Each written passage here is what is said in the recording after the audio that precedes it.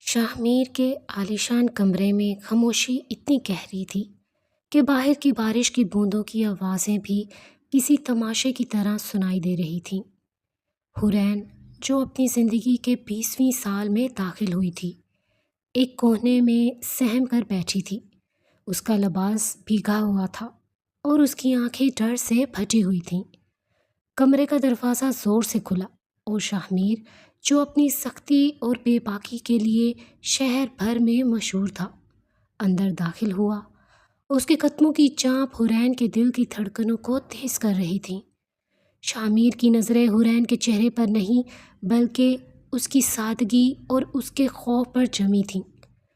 وہ ایک طاقتور آدمی تھا جس کے لیے کسی کی زندگی کا سودا کرنا کوئی بڑی بات نہیں تھی۔ آج اس نے اپنے دشمن کی بہو حورین کو ایک معاہدے کے تحت اپنے گھر لایا تھا۔ شاہ میر حورین کے قریب آیا۔ اس کی سرد مہری سے کمرے کا درجہ حرارت جیسے گر گیا۔ اس نے حورین کی تھوڑی کو اپنی انگلیوں سے اوپر اٹھایا اور اس کی آنکھوں میں جھانکا۔ تمہارا پہلا شوہر تمہیں اتنی خوفزدہ چھوڑ گیا کہ آج تم میری پناہ میں بھی کانپ رہی ہو۔ اس کے لہجے میں طنز تھا، مگر ایک عجیب سی کشش بھی جو حورین کو اپنی طرف کھینچ رہی تھی۔ حورین نے کچھ کہنا چاہا مگر اس کے لب کپ کپا کر رہ گئے۔ شاہ میر نے آہستہ سے اس کے کندھے پر ہاتھ رکھا تو حورین ایک جھٹکے سے پیچھے ہٹ گئی۔ اس کے کندھے پر ایک پرانا زخم کا نشان تھا جسے دیکھ کر شاہ میر کی آنکھوں میں غصہ اور تجسس ایک ساتھ ابھرا۔ وہ سمجھ گیا تھا کہ یہ لڑکی جس درد سے گزری ہے اس کا تصور بھی نہیں کیا جا سکتا۔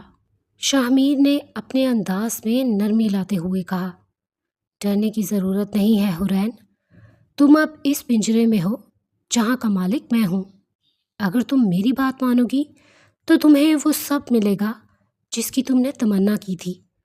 حورین نے ڈرتے ڈرتے اس کی طرف دیکھا۔ اسے لگا جیسے کوئی درندہ نہیں بلکہ کوئی ایک ایسا شخص ہے جس کے اندر اب بھی کہیں نہ کہیں دل دھڑکتا ہے۔ شاہ میر نے اسے اپنے قریب بلانے کا اشارہ کیا مگر حورین کا ضمیر اسے روک رہا تھا۔ اس نے سوچا کہ کیا یہ وہی انسان ہے جس کے بارے میں شہر میں اتنی خوفناک کہانیاں مشہور ہیں؟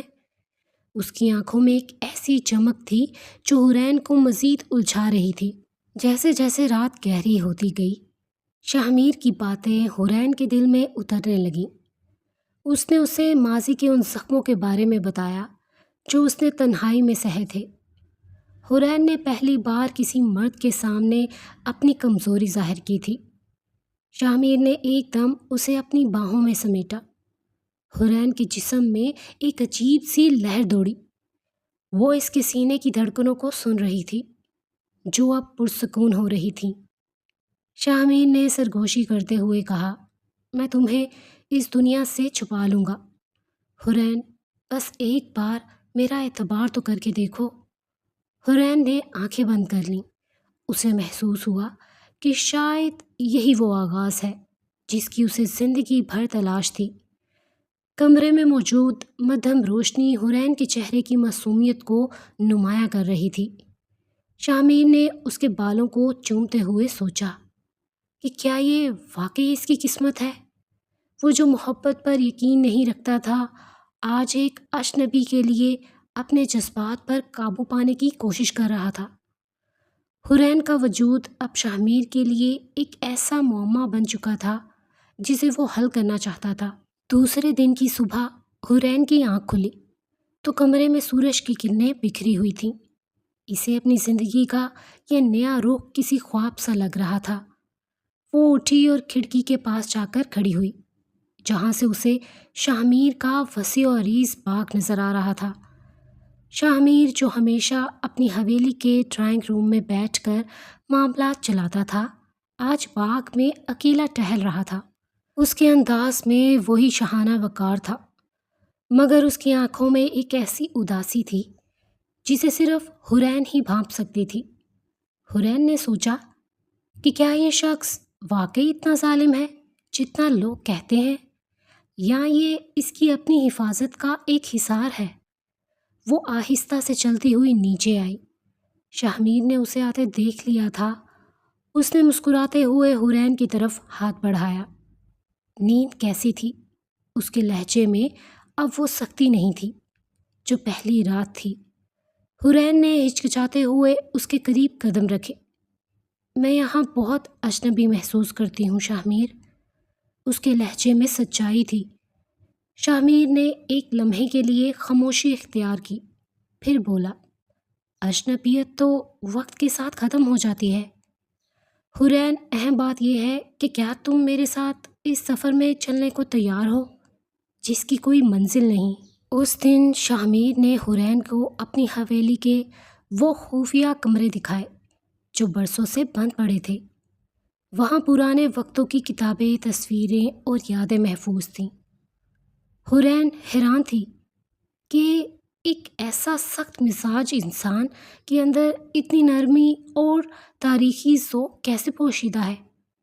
شاہمیر نے اسے بتایا کہ اس کا ماضی کتنا تلخ رہا ہے، کیسے اس نے اپنے اپنوں کو کھویا اور اپنے وہ اس تنہائی قلعے میں قید ہو گیا۔ حورین کے دل میں اس کے لیے ہمدردی کے جذبات بیدار ہونے لگے۔ وہ جان گئی تھی کہ شاہمیر کے اندر ایک بچہ رو رہا ہے جسے بس تھوڑی سی توجہ اور محبت کی ضرورت ہے۔ شام کے وقت جب آسمان کا رنگ گہرا سنہری ہو رہا تھا، شاہمیر نے حورین کے لیے ایک چھوٹی سی تقریب کا اہتمام کیا۔ اس نے اسے ایک قیمتی ہار تحفے میں دیا جو حورین کی خوبصورتی کو مزید اجاگر کر رہا تھا۔ حورین نے اسے پہننے سے انکار کیا۔ مجھے ان چیزوں کی ضرورت نہیں شاہمیر۔ شاہمیر نے مسکرا کر کہا، یہ صرف ایک زیور نہیں ہے حورین، بلکہ یہ میری طرف سے تمہارے لیے پہلا اعتماد کا تحفہ ہے۔ اس کی بات سن کر حورین کے دل میں ایک ہلچل سی مچی۔ اسے محسوس ہوا کہ وہ آہستہ آہستہ شاہمیر کی محبت کے سحر میں گرفتار ہو رہی ہے۔ رات کا کھانا ایک ساتھ کھاتے ہوئے ان کے درمیان باتوں کا سلسلہ دراز ہو گیا۔ شاہمیر نے اپنی زندگی کی ایسی باتیں بتائیں جو اس نے آج تک کسی سے نہیں شیئر کی تھیں۔ حورین نے بھی اپنے دکھ، اپنی تنہائی اور اپنے شوہر کے بے وفائی کا ذکر کیا۔ شاہمیر نے اسے غور سے سنا۔ اس کی آنکھوں میں حورین کے لیے درد محسوس کیا جا سکتا تھا۔ اس نے حورین کا ہاتھ تھام لیا اور کہا، اب تم اکیلی نہیں ہو۔ جب تک میں زندہ ہوں کوئی تمہیں دکھ نہیں پہنچا سکتا۔ یہ الفاظ حورین کے لیے کسی ڈھال سے کم نہ تھے۔ کمرے میں واپس آتے ہوئے حورین نے آئینے میں خود کو دیکھا۔ اسے اپنے چہرے پر وہ رونق نظر آئی جو کئی سالوں سے غائب تھی۔ وہ جان چکی تھی کہ یہ رشتہ اب ایک صرف معاہدہ نہیں رہا، بلکہ اس سے کچھ بڑھ کر ہو چکا ہے۔ شاہمیر جو اپنی طاقت کے بل بوتے پر سب کچھ حاصل کر سکتا تھا، اب حورین کے دل کو فتح کرنے کے خواب دیکھ رہا تھا۔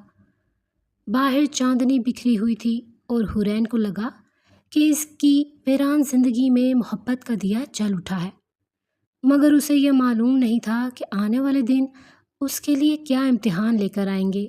وقت جیسے پر لگا کر اڑ رہا تھا۔ حویلی کی فضا اب پہلے جیسی بھاری نہیں رہی تھی۔ حورین اور شاہمیر کے درمیان ایک ایسا رشتہ بن چکا تھا جسے نام دینا مشکل تھا، مگر اسے محسوس کرنا بہت آسان تھا۔ شاہمیر اب اپنی سختیوں کو بھول کر حورین کی چھوٹی چھوٹی خوشیوں کا خیال رکھنے لگا تھا۔ وہ اکثر اسے شہر سے دور سرسبز وادیوں میں لے جاتا، جہاں وہ دونوں دنیا کی پرواہ کیے بغیر گھنٹوں باتیں کرتے۔ حورین کو پہلی بار احساس ہوا کہ زندگی صرف درد اور آنسوؤں کا نام نہیں ہے، بلکہ یہ کسی کے ساتھ ہنسنے اور جینے کا نام بھی ہے۔ ایک دن حویلی میں ایک پرانی دوست کی آمد ہوئی۔ وہ شاہمیر کے بچپن کی جاننے والی تھی جس کا نام نایاب تھا۔ نایاب کو دیکھ کر حورین کے دل میں ایک انجانا سا خوف پیدا ہوا۔ نایاب کی شخصیت میں ایک ایسی کشش تھی جو شاہمیر کو اپنی طرف مائل کر رہی تھی۔ شاہمیر جو اب تک صرف حورین پر توجہ دیتا تھا، نایاب کے آنے سے کچھ بدل سا گیا۔ وہ اکثر حورین کو نظر انداز کرنے لگا، جس سے حورین کے دل میں شک کے بیج بونے لگے۔ اسے لگا کہ شاید وہ صرف ایک وقتی سہارا تھی جو اب اپنی اہمیت کھو رہی ہے۔ ایک رات جب حورین بالکنی میں کھڑی سمندر کی لہروں کو دیکھ رہی تھی، اس نے شامیر اور نیاب کو باغ میں بات کرتے سنا۔ نیاب کہہ رہی تھی، شامیر، تم ایک ایسی لڑکی کے ساتھ وقت ضائع کر رہے ہو جس کا ماضی خود داغدار ہے۔ تمہیں اپنے معیار کے مطابق کسی اور کو تلاش کرنا چاہیے۔ شامیر کی خاموشی حورین کے دل پر خنجر کی طرح لگی۔ اس نے یہ نہیں سنا کہ شامیر نے اس کے جواب میں کیا کہا، مگر اس کی خاموشی ہی بہت کچھ کہہ رہی تھی۔ حورین کی آنکھوں سے آنسو بہنے لگے۔ اسے لگا کہ اس کا خواب چکنا چور ہو رہا ہے۔ اگلے دن حورین نے خود کو کمرے میں قید کر لیا۔ شامیر بار بار دروازہ کھٹکھٹاتا رہا، مگر حورین نے کوئی جواب نہیں دیا۔ اس کے اندر ایک طوفان برپا تھا۔ اسے اپنے وجود پر شرمندگی ہونے لگی کہ وہ کیوں اس شخص پر بھروسہ کر بیٹھی جو صرف طاقت اور رتبے کا پجاری تھا۔ شامیر نے آخر کار دروازہ توڑ کر اندر داخل ہونے کا فیصلہ کیا۔ جب وہ اندر آیا تو حورین کو بستر پر بے ہوش پایا۔ شامیر کی آنکھوں میں خوف کی ایک لہر دوڑ گئی۔ اس نے فوراً حورین کو اپنی باہوں میں اٹھایا اور اسے ہسپتال لے کر بھاگا۔ ہسپتال کے راہداری میں شامیر کی بے چینی دیکھنے والی تھی۔ وہ ایک پاگل کی طرح ڈاکٹروں کے پیچھے بھاگ رہا تھا۔ اس کی نظروں میں حورین کے لیے وہ محبت تھی جو اس نے آج تک کبھی نہیں دکھائی تھی۔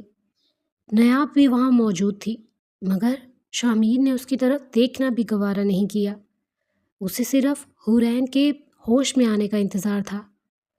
ڈاکٹر نے باہر آ کر کہا، ان کی حالت بہت نازک ہے، انہیں بہت زیادہ ذہنی دباؤ ہے۔ یہ سن کر شامیر کے پاؤں تلے سے زمین نکل گئی۔ اسے احساس ہوا کہ اس نے حورین کے دل کو کتنا زخمی کیا ہے۔ جب حورین نے آنکھیں کھولی تو اس کے سامنے شامیر بیٹھا تھا۔ اس کی آنکھیں سرخ تھیں اور چہرہ فکر سے نڈھال۔ اس نے حورین کا ہاتھ تھام کر کہا، مجھے معاف کر دو حورین، میں نے تمہیں شک کرنے کا موقع دیا۔ حورین نے کمزور آواز میں کہا، تمہاری خاموشی نے مجھے مار ڈالا شامیر۔ شامیر نے اس کی پیشانی کو چوما۔ اب تم کبھی اکیلی نہیں ہوگی، میرا ہر لمحہ تمہارے لیے وقف ہے۔ اس ہسپتال کے کمرے میں جہاں موت اور زندگی کی کشمکش چل رہی تھی، ان کے درمیان محبت کا ایک نیا عہد طے پایا۔ یہ وہ موڑ تھا جہاں شک کی دھند چھٹ رہی تھی اور یقین کی روشنی پھیلنے لگی تھی۔ ہسپتال سے واپسی کے بعد حویلی کا ماحول مکمل طور پر بدل چکا تھا۔ شامیر اب اپنی حویلی کے تمام معاملات سے زیادہ وقت حورین کو دے رہا تھا۔ نیاب جو کسی سازش کے تحت آئی تھی، اب شامیر کی بے رخی دیکھ کر خود ہی پیچھے ہٹنے پر مجبور ہو گئی تھی۔ شامیر نے اسے واضح الفاظ میں کہہ دیا تھا کہ اس کی زندگی میں حورین کے سوا کسی اور کی جگہ نہیں ہے۔ یہ الفاظ حورین کے لیے کسی مرہم سے کم نہ تھے۔ اس نے محسوس کیا کہ اس کا درد، اس کا خوف اب ماضی کا حصہ بن چکا ہے۔ شامیر نے اسے نہ صرف ایک نیا گھر دیا تھا، بلکہ ایک نئی شناخت اور خود اعتمادی بھی عطا کی تھی۔ ایک شام شامیر حورین کو ایک ایسے مقام پر لے گیا تھا جہاں سے پورا شہر روشن دکھائی دے رہا تھا۔ وہاں کی ٹھنڈی ہوائیں ان کے چہروں کو چھو رہی تھیں۔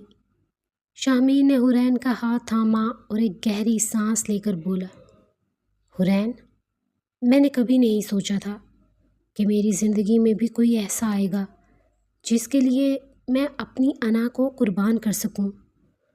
تم نے مجھے وہ سکون دیا ہے جو مجھے برسوں کی دولت اور طاقت میں نہیں ملا۔ حورین کی آنکھوں میں خوشی کے آنسو تھے۔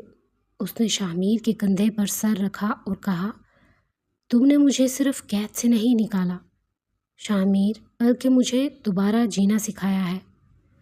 ان کے درمیان محبت کا ایک ایسا رشتہ استوار ہو چکا تھا جو الفاظ کا محتاج نہیں تھا۔ شامیر نے اس رات حورین سے وعدہ کیا کہ وہ اب کبھی اسے اداس نہیں دیکھے گا۔ اس نے حورین کے لیے ایک چھوٹی سی لائبریری تیار کروائی، کیونکہ وہ جانتا تھا کہ حورین کو کتابیں پڑھنے کا کتنا شوق ہے۔ حویلی کی اداسی اب قہقوں میں تبدیل ہو چکی تھی۔ ملازمین بھی حرین کے حسن اخلاق کے معترف ہو چکے تھے۔ شاہ میر کے والدین جو اب تک اس کی شادی کے فیصلے سے خوش نہیں تھے، اب حرین کی خدمت اور محبت دیکھ کر ان کے گن گانے لگے تھے۔ لیکن زندگی ہمیشہ ایک ہی ڈگر پر نہیں چلتی۔ ایک دن حرین کو اپنے ماضی کے ایک پرانے دشمن کا خط ملا، جس میں اسے دھمکی دی گئی تھی۔ یہ وہی شخص تھا جس نے حرین کی زندگی اجیرن بنا دی تھی۔ خط پڑھتے ہی حرین کے ہاتھ کانپنے لگے۔ اسے لگا کہ اس کا سکون پھر خطرے میں ہے۔ اس نے شاہ میر کو یہ بات بتانے کا فیصلہ کیا، لیکن اس سے پہلے ہی شاہ میر کو اس سازش کی ہوا آ چکی تھی۔ اس نے اپنی حویلی کے سیکیورٹی کو مزید سخت کر دیا اور خود ہر لمحہ حرین کے ساتھ رہنے لگا۔ شاہ میر نے اس دشمن کو فون پر ہی للکارا، اگر تم نے حرین کی طرف میلی آنکھ سے بھی دیکھا تو میں تمہارا نام و نشان مٹا دوں گا۔ وہ اب میری امانت ہے اور میری امانت پر کوئی بری نظر نہیں ڈال سکتا۔ اس کی آواز میں وہی پرانی درندگی تھی جو صرف حرین کی حفاظت کے لیے جاگ اٹھی تھی۔ حرین نے دور سے شاہ میر کو یہ باتیں کرتے ہوئے سنا۔ اسے ڈر تو لگا، لیکن ساتھ ہی ایک فخر کا احساس بھی ہوا کہ کوئی اس کے لیے اپنی جان تک داؤ پر لگانے کے لیے تیار ہے۔ رات کے اندھیرے میں جب شاہ میر حرین کے کمرے میں داخل ہوا تو وہ اسے پریشان دیکھ کر اس کے قریب بیٹھ گیا۔ اس نے حرین کے بالوں میں کو سہلاتے ہوئے کہا، کسی چیز سے ڈرنے کی ضرورت نہیں حرین، جب تک میں ہوں کوئی طوفان تمہیں نہیں چھو سکتا۔ حرین نے اس کی آنکھوں میں دیکھا۔ اسے وہاں ایک ایسا تحفظ نظر آیا جو شاید دنیا کی ہر دولت سے زیادہ قیمتی تھا۔ وہ جانتے تھے کہ اب ایک نئی جنگ شروع ہونے والی ہے، لیکن اب ان کا ساتھ پہلے سے کہیں زیادہ مضبوط تھا۔ دشمن کی دھمکی محض ایک دھمکی نہیں تھی۔ کچھ ہی دنوں بعد شاہ میر پر ایک قاتلانہ حملہ ہوا۔ وہ اپنے دفتر سے واپس آ رہا تھا کہ راستے میں چند نقاب پوشوں نے اس کی گاڑی پر اندھا دھند فائرنگ کر دی۔ شاہ میر نے اپنی جان بچانے کے بجائے گاڑی کو ایک طرف موڑ کر خود کو ڈھال بنا لیا تاکہ پیچھے بیٹھی اپنی ٹیم کو محفوظ رکھ سکے۔ وہ شاید زخمی ہوا، مگر اس کے اندر کی محبت اور جینے کی تڑپ اسے موت کے منہ سے واپس کھینچ لائی۔ جب یہ خبر حویلی پہنچی تو حرین پر جیسے قیامت ٹوٹ پڑی۔ وہ پاگلوں کی طرح ہسپتال پہنچی۔ ہسپتال کے آپریشن تھیٹر کے باہر حرین کا وقت گویا تھم گیا تھا۔ وہ مسلسل دعائیں کر رہی تھی، اس کی آنکھیں خشک ہو چکی تھیں اور دل میں بس ایک ہی فریاد تھی۔ کئی گھنٹوں کی جدوجہد کے بعد ڈاکٹر باہر نکلے اور شاہ میر کے ہوش میں آنے کی خبر سنائی۔ حرین کی آنکھوں سے آنسو کا سیلاب بہہ پڑا، جو سجدہ شکر میں کر گر گئی۔ جب وہ شاہ میر کے کمرے میں داخل ہوئی تو اس نے دیکھا کہ شاہ میر کے چہرے پر ایک کمزور سی مسکراہٹ تھی، مگر اس کی آنکھوں میں وہی پرانی چمک تھی۔ شاہ میر نے اسے قریب بلایا اور اس کے کانوں میں سرگوشی کی۔ تمہاری دعاؤں نے مجھے مرنے نہیں دیا حرین، اب تو مجھے جینے کا مقصد مل گیا ہے۔ حرین نے اس کے سینے پر سر رکھا اور سسکیاں بھرتے ہوئے کہا، اگر آپ کو کچھ ہو جاتا تو میں مر جاتی، میں نے آپ کو نہیں کھونا۔ شاہ میر نے اس کے بالوں کو چوما اور اسے یقین دلایا کہ اب سب کچھ ٹھیک ہو جائے گا۔ حملہ آوروں کو گرفتار کر لیا گیا تھا اور شاہ میر کے دشمنوں کا ہمیشہ کے لیے خاتمہ ہو چکا تھا۔ 1 ماہ بعد حویلی میں پھر سے رونق لوٹ آئی تھی۔